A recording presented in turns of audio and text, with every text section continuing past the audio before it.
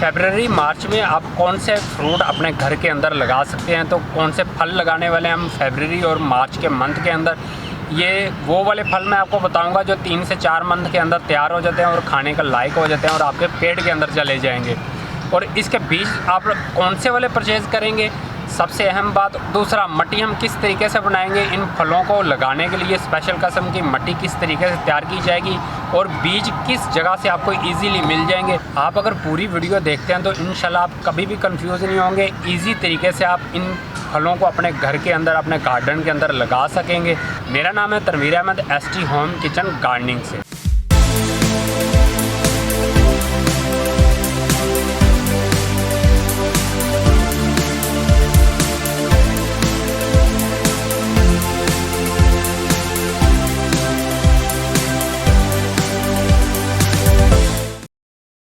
सबसे पहले हम बात कर लेते हैं मट्टी की। मट्टी आपके पास भुरभुरी किस्म की होनी चाहिए इन फलों को लगाने के लिए।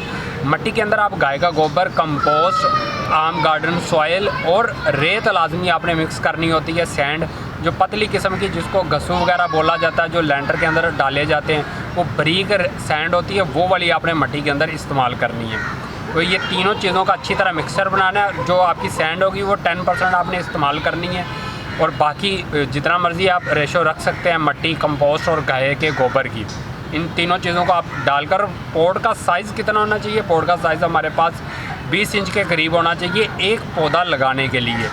ये कौन से फल हैं वो अभी मैं आपके साथ शेयर करता हूँ, लेकिन आपने 20 इंच का पॉट रखना है। अगर इससे बड़ा है तो बहुत अच्छा आपको रिज़ल्ट मिलेगा और इससे छोटा नहीं रखना, आपको इतना अच्छा कोई ख़ास रिज़ल्ट नहीं मिलेगा। इसके बाद बात कर लेते हैं हम बीजों की। बीज आप कहाँ से लेंगे, बीजों के सवाल मुझे अक्सर आते हैं, कमेंट बॉक्स में अक्सर पूछे जाते हैं कि बीज हम कहाँ से परचेज़ करें। तो बीज मैं आपको सिंपल एक फार्मूला बताता हूँ कि कहाँ से बीज मिलते हैं। इसका भी एक फार्मूला आता है। फार्मूला ये होता है कि कोई भी सब्ज़ी मंडी है, जो वेजिटेबल मंडी है, जहाँ से सब्ज़ियाँ आती हैं बाहर गाँव से, आप वो नज़दीक तरीन आप अपनी वेजिटेबल मंडी के अंदर चले जाएँ, चाहे छोटी मंडी है चाहे बड़ी मंडी है। उन मंडीज़ के अंदर ये दुकानें होती हैं बीजों वाली, ये बीज सेल करते हैं तमाम सब्जियों के, फलों के। उनके पास खाद भी आपको इजीली मिलेगी, स्प्रे भी मिल जाती है उनके पास से, और उनकी पास से आपको पनीरी भी मिलेगी, जो बनी बनाई पनीरी होती है। मिर्चों की पनीरी भी आती है और फलों की पनीरी भी, कुछ फलों की पनीरी भी आ जाती है। और बीज बहुत अच्छे किस्म के वहाँ से आपको मिल जाएंगे। हर किस्म के बीज वहाँ से मिलेंगे, देसी भी मिलेंगे, हाइब्रिड भी बीज मिलेंगे।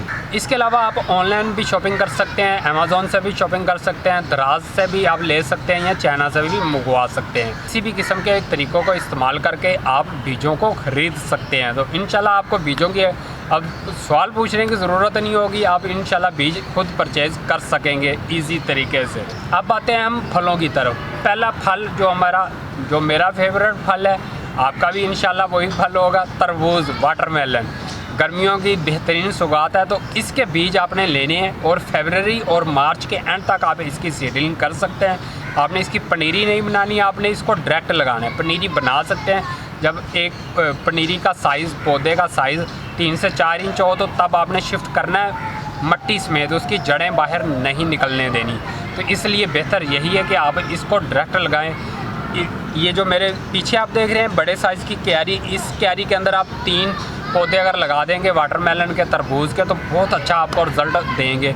और अब बात आती है मुश्क मेलन की, खरबूजे की। खरबूजे को भी आप फरवरी और मार्च के एंड तक इसकी सीडलिंग कर सकते हैं। मिड मार्च में भी आप सीडलिंग करें तो बहुत अच्छा आपको रिज़ल्ट मिलेगा। और खरबूजे के बीज भी आपने इंशाल्लाह ट्राई ज़रूर करने हैं, ज़रूर लगाने हैं। और इसके बाद बारी आती है स्ट्रॉबेरी की। तो स्ट्रॉबेरी के बीज नहीं आपने लगाने, ये एक बात आपने ध्यान से सुननी है कि स्ट्रॉबेरी के बीज हर किसी नहीं लगाने। स्ट्रॉबेरी के अगर बीज आपने लगाने होते तो वो जनवरी के शुरू में लग जाते हैं और टनल के अंदर लगते हैं जब उसकी सीडलिंग की जाती है, और बहुत मुश्किल से उसकी पनीरी तैयार होती है। तो इसलिए ज़मींदार भी क्या करते हैं, उसकी जड़ें ख़रीद कर वो अपनी पैली के अंदर लगाते हैं, बीज कभी भी नहीं लगाते। बीज के अंदर नुकसान होता है, उसके जर्मिनेशन रेट बहुत कम होता है, तो बहुत ज़्यादा उसके ऊपर ध्यान रखना पड़ता है, खर्चा करना पड़ता है, तो फिर जाके बीज जर्मिनेट होते हैं। तो इसलिए आपने जड़ें इस्तेमाल करनी है, और जड़ें आपको नर्सरी के अंदर से मिल जाती हैं ईज़िली। किसी भी नर्सरी के पास चले जाएँ तो वहाँ से आपको मिल जाएंगी। अगर वहाँ से नहीं मिलती तो आप फिर वेजिटेबल मंडी के अंदर जाएंगे, वही बीज वाली दुकानें, उनसे आप पूछेंगे तो वहाँ से आपको स्ट्रॉबेरी के मिल जाएंगे। और ये अभी अभी आपने लेना है, फरवरी का 16 तारीख आज चल रही है, तो फरवरी के एंड तक आपने स्ट्रॉबेरी ज़रूर अपने घर के अंदर लगा लेनी है और इसकी जड़ें लेके आनी है। जड़ें जैसे मिट्टी के अंदर लगाएंगे 10 से 20 दिन के अंदर पत्ते निकलना शुरू हो जाएंगे।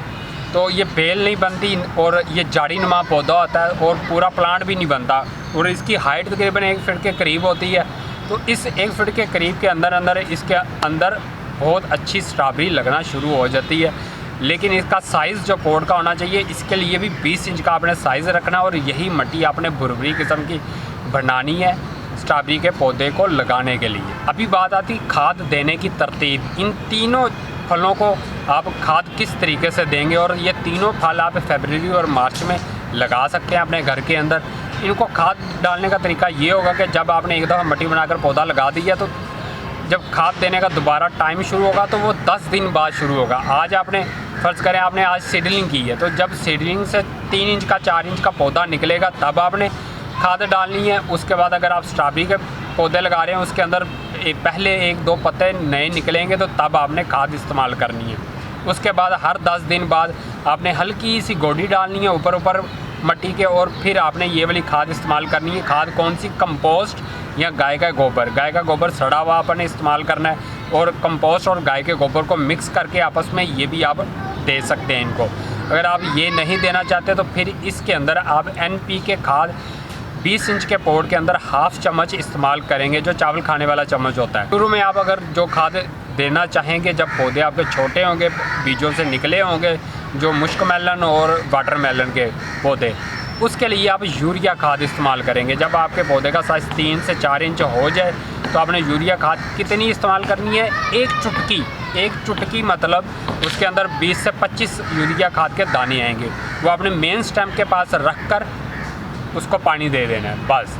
और 10 दिन बाद आप दोबारा यूरिया खाद डालें, और उसके बाद आपने यूरिया नहीं डाली, NPK इस्तेमाल करनी है। हाँ, DAP आपने कब इस्तेमाल करनी है? जब आप मिट्टी बना रहे होंगे। अगर आपने ये तीनों चीज़ें मिक्स की हैं, गाय का गोबर, कंपोस्ट, रेत, मिट्टी, तो इसके अंदर आप 1 चम्मच 20 इंच के पोट के अंदर DAP खाद का आप मिक्स कर देंगे।